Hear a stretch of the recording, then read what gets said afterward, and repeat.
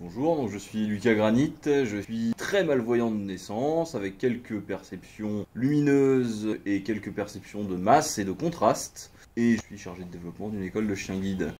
Comment je présenterai le dispositif? Alors ça c'est une bonne question. Je pense que c'est quelque chose d'assez innovant, enfin c'est même quelque chose de complètement novateur, puisque rendre la vue aux aveugles ça s'improvise pas, mais là en tout cas on obtient quelque chose qui fonctionne et qui offre un rendu assez intéressant.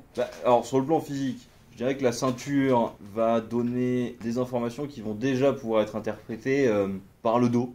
En fait. Donc la ceinture va avoir cette vertu-là qui va être vraiment d'apporter des informations tactiles sur les éléments.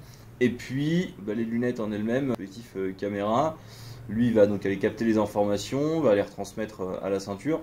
Et je dirais que ce qui est vachement intéressant, c'est d'ailleurs ce qui me rend la tâche un peu difficile, parce que j'arrive pas trop à savoir toujours ce qui vient du sens des masses et ce qui vient du dispositif, ce qui est très flatteur pour vous, puisque ça veut dire que ça devient naturel pour moi. Mais j'avais l'impression d'avoir vraiment les informations qui m'arrivaient au niveau des yeux. Alors j'ai la même chose quand je suis avec le sens des masses. C'est-à-dire que quand j'ai une masse, c'est pas les yeux qui les captent, hein, c'est les tempes ou c'est des choses comme ça. Mais je ressens les éléments comme s'ils venaient de mes yeux, puisque je pense que le cortex visuel doit travailler. Donc visiblement c'était la même chose pour vous. Est-ce qu'on arrive à formaliser la vision, tu vois? C'est vraiment un ressenti, une carte mentale, une image. On a vraiment l'impression d'avoir une image qui est envoyée au cerveau et qui est interprétée. Moi je l'ai ça, typiquement on me dit une table. Tiens, il y a une table devant toi, bon, dans ma tête je visualise une table. Et bien là c'est pareil, le cerveau arrivait à me dessiner une forme que j'étais en capacité d'interpréter. Là on a eu une première plus-value au bout de 5 à 10 minutes d'utilisation. Je pense que la vraie plus-value pérenne en tout cas, elle arrive au fil du temps et au fil de l'utilisation. Tout comme on s'improvise pas expert du déplacement quand on est dans la rue en étant non-voyant, il y a du travail avant d'y arriver. Je pense que votre dispositif c'est pareil, c'est-à-dire que oui là sur le papier d'accord on arrive, on a des perceptions, on a des éléments, par contre lorsqu'on l'a en main, je pense que pour que ça devienne du domaine du réflexe, il faut quand même qu'il y ait quelques heures d'utilisation, quelques heures intensives, dans des conditions peut-être connues, moins connues, pour arriver à avoir quelque chose vraiment qui devienne du domaine vraiment du réflexe. Pour l'instant, j'étais sur quelque chose où je devais me concentrer pour le comprendre, ce qui est tout à fait normal, mais je suis assez convaincu qu'on peut arriver à avoir un réflexe avec cet appareil. Il y en a plein, hein, ce que je disais tout à l'heure, il y en a plein qui tentent de faire des choses, tentent de faire des lunettes, des machins, des trucs. Après, sur ce fonctionnement-là, sans vocal, sans rien, non. Ça, j'en ai jamais entendu parler et je suis même pas convaincu qu'il y ait des choses qui sortent. Et le fait que ce soit pas vocal, tu trouves que c'est un défaut ou un avantage? Non, je pense que c'est un avantage justement. Parce que le vocal ne deviendra jamais du domaine du réflexe. C'est-à-dire que le vocal, ça sera beaucoup plus facile à prendre en main, c'est une évidence. Ou des bips d'ailleurs, parce que je parle de vocal, mais à la limite le vocal c'est nul. Par contre, tu vis avec des bip-bip de Robocop dans les oreilles de les gens, et donc voilà, c'est plus facile à prendre en main, mais ça on peut pas appeler ça un domaine du réflexe. Ce qui est du réflexe, c'est vraiment des informations qui t'arrivent par un autre sens que ceux dont tu as déjà besoin. L'ouïe, on en a vraiment trop besoin pour se déplacer. C'est comme le chien guide ou la canne. Le chien guide ou la canne, c'est un outil complémentaire à notre audition. Ça vient pas se substituer à quelque chose, ou ça vient pas bloquer quelque chose. On a toujours nos 4 autres sens qui fonctionnent, ou nos 4 autres sens ennemis en fonction des gens. Tandis que là, si on prend un outil qui envoie du son, on perd un tout ou partie du bénéfice de nos oreilles.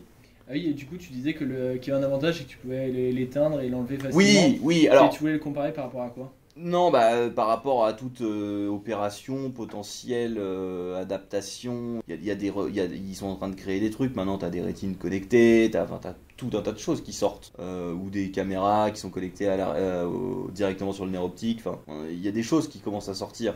Mais ça, la problématique, c'est que déjà, ça laisse pas place à un temps d'apprentissage. C'est-à-dire que dès le départ, tu dois être baigné dans le bain. Et si ça marche pas, c'est pas réversible. Hein. Enfin, ça l'est peut-être, mais c'est encore des opérations. Enfin, on touche au corps humain, quoi, donc c'est quand même un peu tendu. Tandis que là, voilà, c'est un outil qu'on peut enlever, qu'on peut remettre. Moi, typiquement, c'est un outil que je me verrais bien utiliser dans le cadre de séminaires, de soirées, dans un bar, par exemple. Tu laisses ton chien quelque part, ou tu plies ta canne, tu vas te chercher un verre au bar. Voilà, tu peux y aller, tu sais que c'est plat, y a pas de souci. Ok, tu vas avec le dispositif. T'as ton pote qui arrive, tac, tu vois la main, tu lui serres la main, clac, on te tend un truc, t'es capable de le récupérer.